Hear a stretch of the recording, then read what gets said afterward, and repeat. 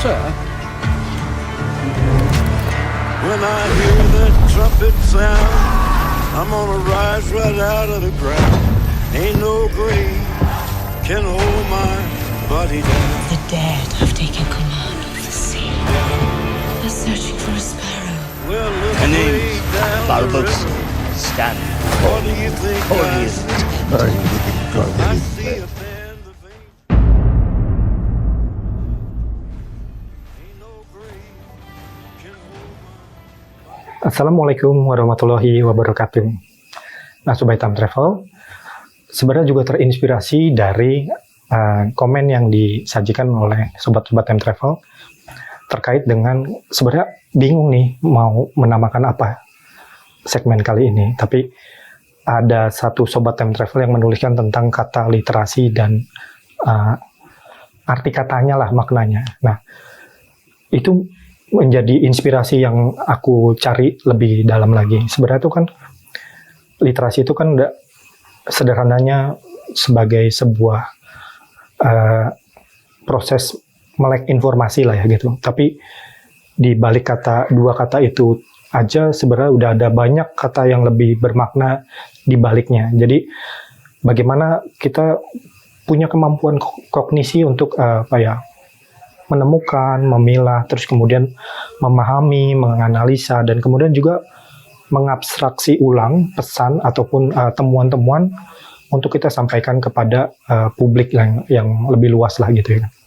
Nah, di situ juga ada proses berpikir kritis terhadap sebuah masalah dan kemudian menarik penilaian yang berimbang terhadap informasi yang ditemukan dan kemudian yang kita pakai gitu untuk mencapai dan mengekspresikan satu pandangan, terutama pandangan dari time travel sendiri ya terhadap satu masalah.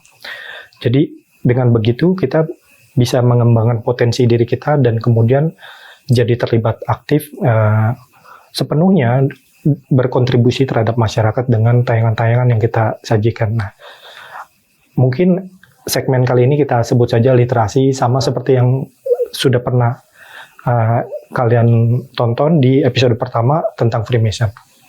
Nah, di episode kita kali ini kita akan berbicara tentang satu profil sosok tokoh yang sebenarnya nggak kebayang tadinya gitu kan. Jadi di masa-masa kita refreshing itu kadang kita suka ngelihat film-film lah ya.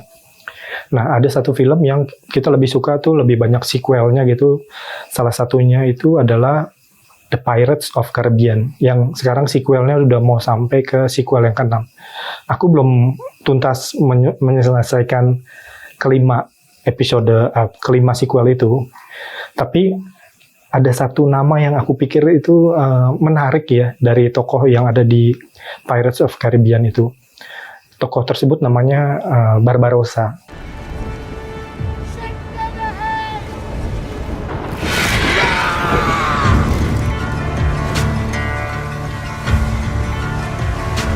Sir? When I hear that trumpet sound, I'm gonna rise right out of the ground. Ain't no grave can hold my body down. The dead have taken command of the sea. They're searching for a sparrow. Well, look Her name way is down the Balbus river. Stan. What do you think Or I is see? it? I see a band. Dari namanya aja kan udah kelihatan keren ya gitu kan, Barbarossa gitu kan. Jadi karena aku suka dengan filmnya, jadi aku mencari tahu lebih dalam lagi tentang siapa sih tokoh Barbarossa ini. Walaupun secara genre film ini menyatakan bahwa mereka ini bergenre fiksi dan hayal gitu ya kan. Jadi mungkin kita tidak menemukan tokoh-tokoh nyatanya di dalam literasi manapun gitu kan. Tapi ternyata setelah ditelusuri, tokoh Barbarossa itu ternyata ada gitu. Nah, kalau dari namanya sendiri aja itu udah terdengar elegan gitu kan. Nah, namanya itu sendiri berarti dia yang berjanggut merah. Nah, di dalam sejarah itu cuma ada 3 orang besar yang mendapat julukan sebagai Barbarossa.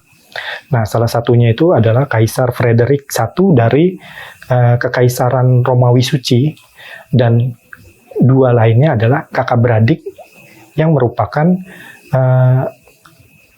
pelaut hebat atau bajak laut hebat lah di masa itu, yaitu Oruk dan Khairuddin Reis dari Turki. Nah, sebenarnya nama asli beliau ini Barbarossa, yang dikatakan Barbarossa, mengacu pada satu orang yang disebut sebagai legenda kemaritiman yang ada di Turki, yaitu Khairuddin Barbarossa gitu.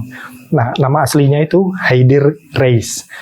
Nama Khairuddinnya itu diberikan oleh Kesultanan sebagai julukan ya gitu ya. Mungkin dari Sultan Selim, karena dia mengabdi secara luar biasa kepada Kesultanan Utsmaniyah yang ada di Turki pada saat itu. Beliau ini seorang laksamana Ottoman yang sangat legendaris gitu kan. Barbarossa ini jadi kayak sebagai seorang yang menempati peringkat sebagai Kapten Pasha pertama dan kemudian Kapten Jenderal yang ke-25 di Angkatan Laut Ottoman pada zaman itu.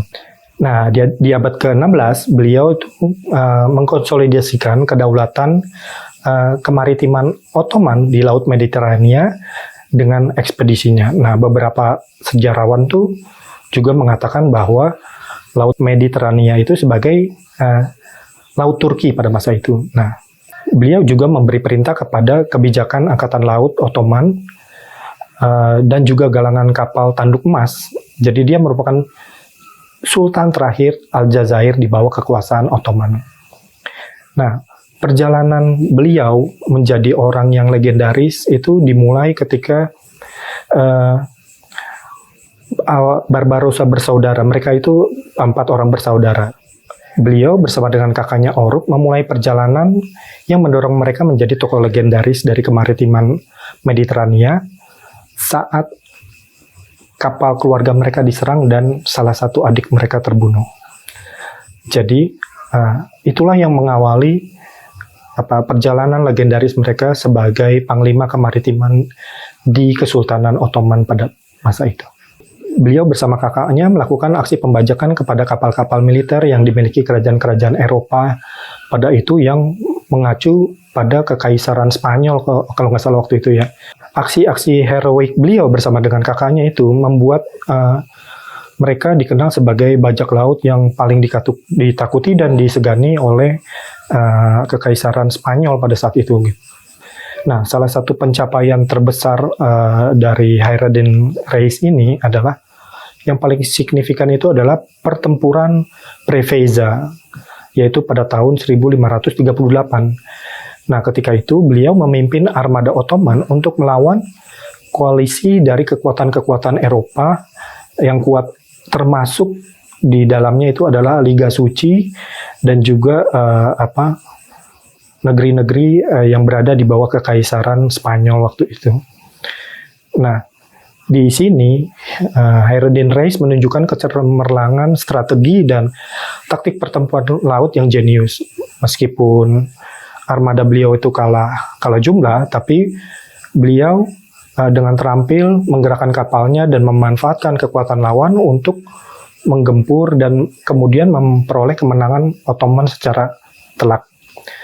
Jadi armada dari Barbarossa ini kemudian menenggelamkan 10 kapal dari Liga Suci, merebut 36 lainnya, membakar 3 tanpa dia kehilangan satupun galei dari armadanya. Armada beliau juga menangkap sekitar 300 prajurit dari kekaisaran Spanyol yang berperang pada saat itu. Walau demikian, 400 prajurit beliau juga gugur dan kemudian ada sekitar 800 lainnya luka-luka. Tapi di balik itu semua, Khairuddin Barbarossa memperoleh kemenangan telak terhadap dominasi Spanyol di Laut Mediterania.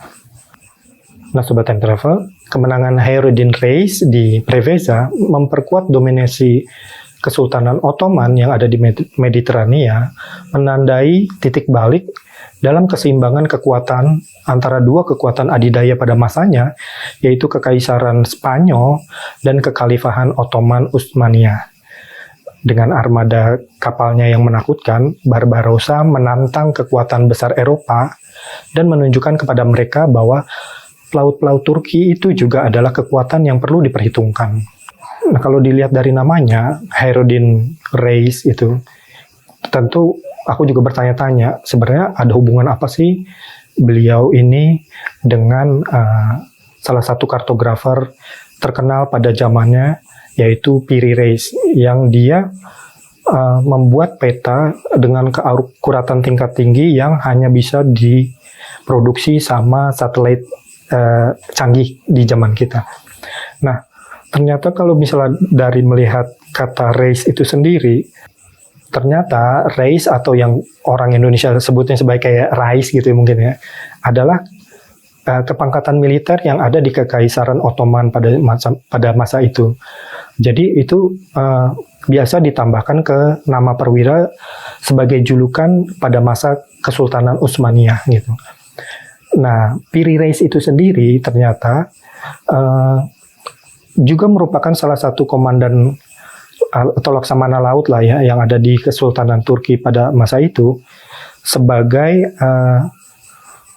keponakan dari Corsair bersaudara yang disebut sebagai Oruk dan Khairuddin Reis ini.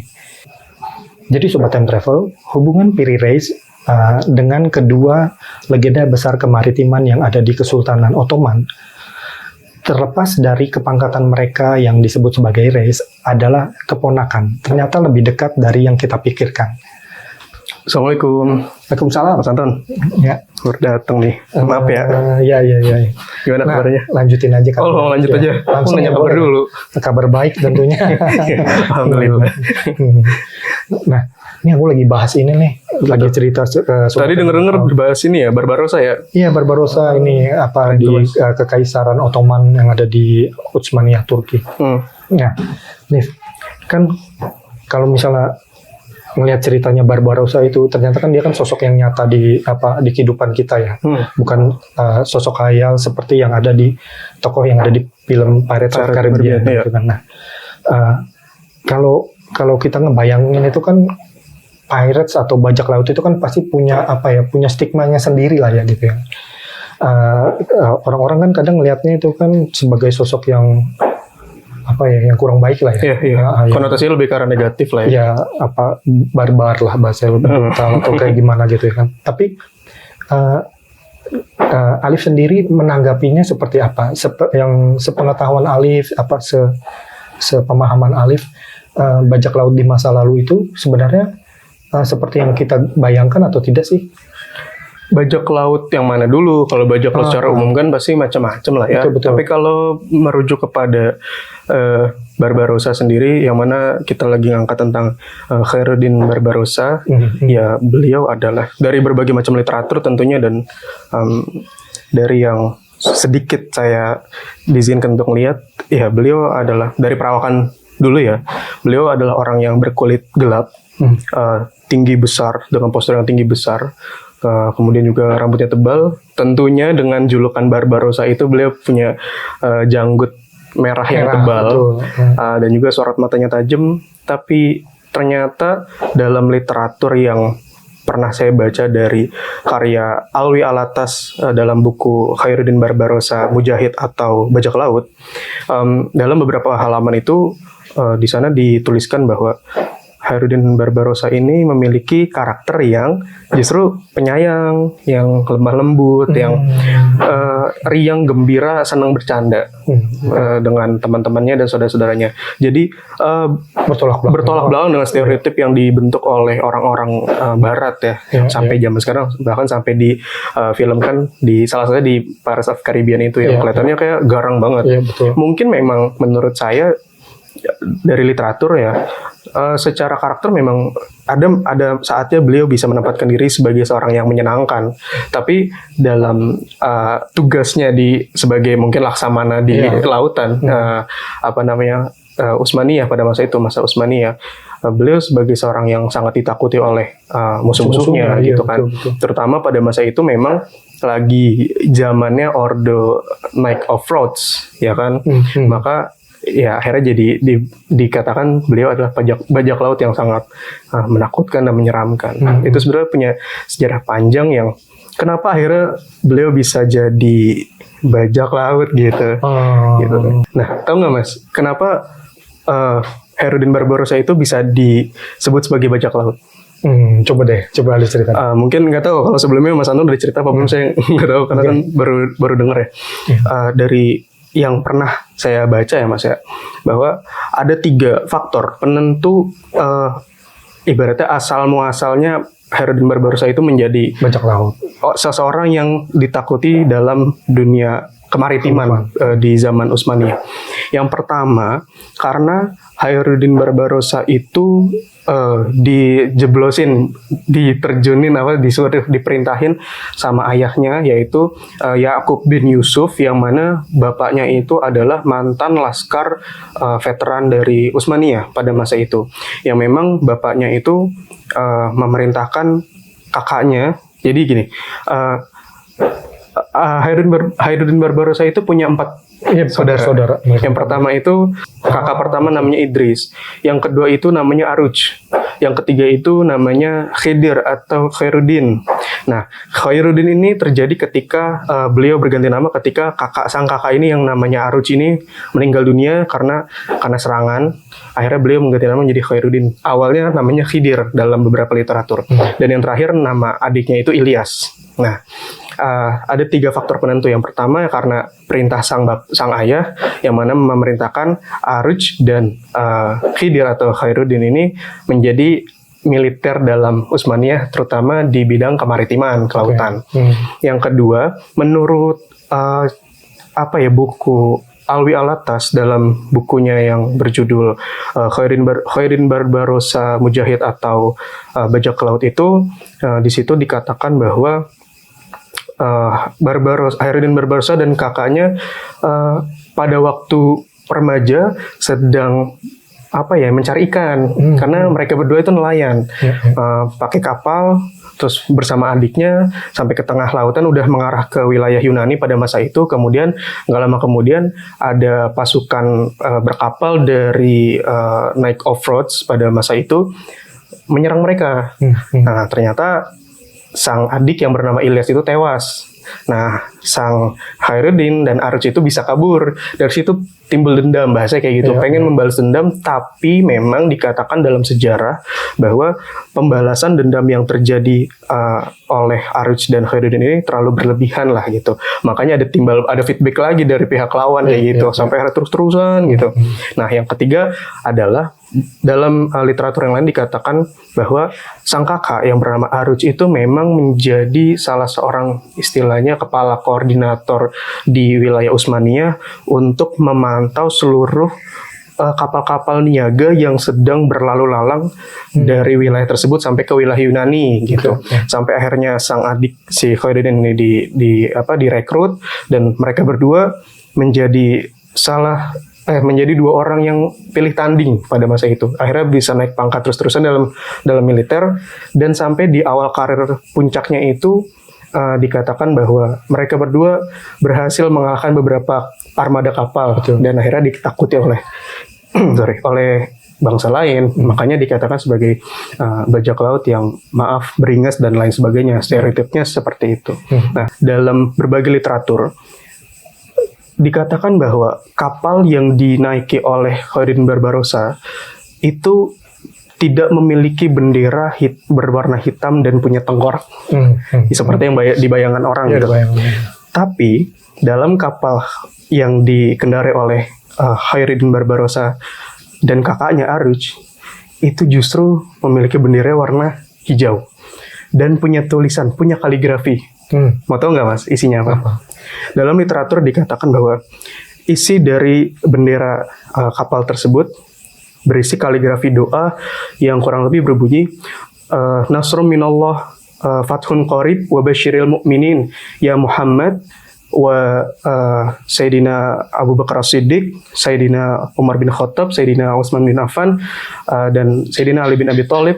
Kemudian ada lambang pedang Zulfikar, yaitu yang mana itu pedang Rasulullah Muhammad SAW ya, karena beliau orang Islam. Kemudian yang terakhir ada bintang David, bintang yang palang 6 itu, bintang David.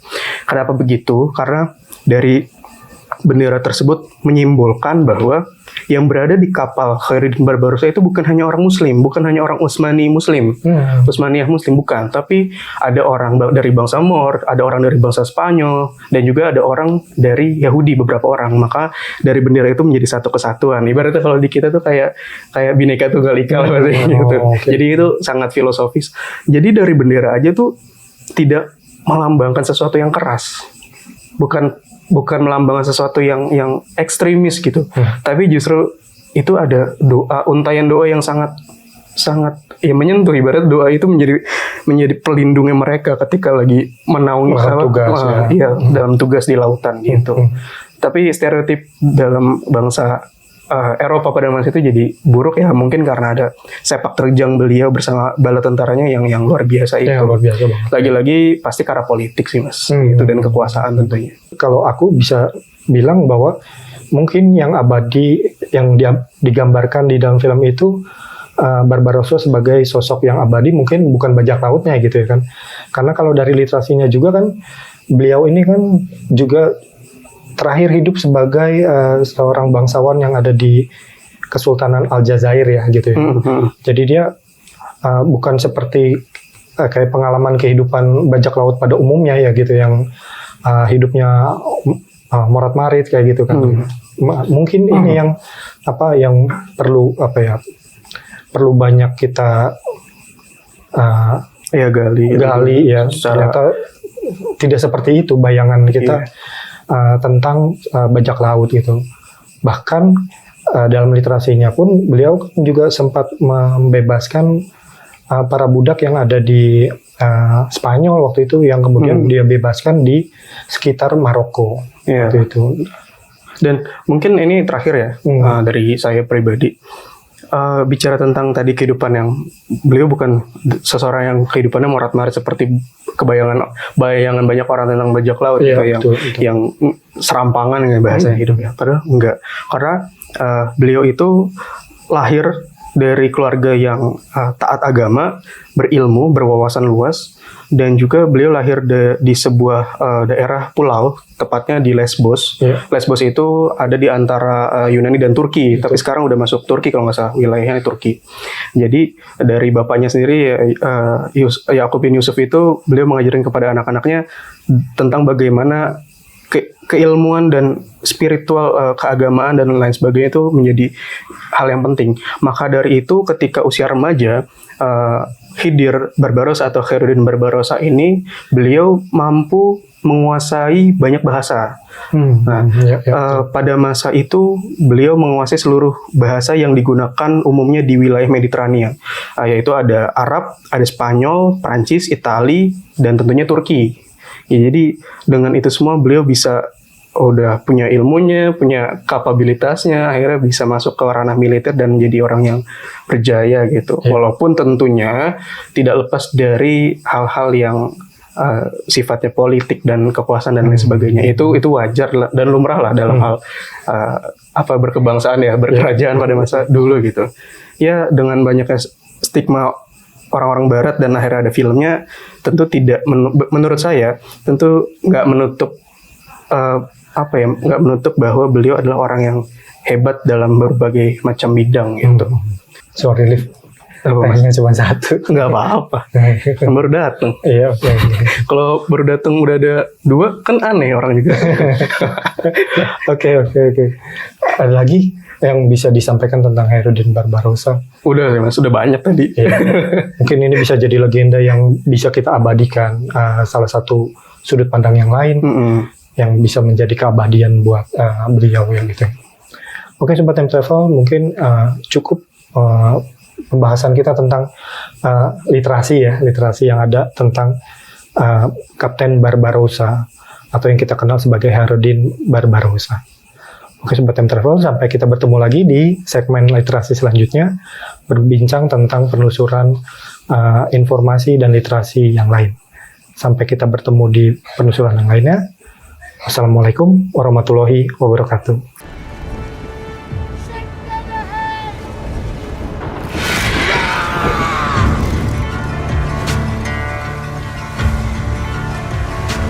Sir, when I hear the trumpet sound, I'm gonna rise right out of the ground. Ain't no grave can hold my body down. The dead have taken command of the sea. They're searching for a sparrow. Well, look My way name's down the Balbus river. Stan. What do you think I see? I see a band of angels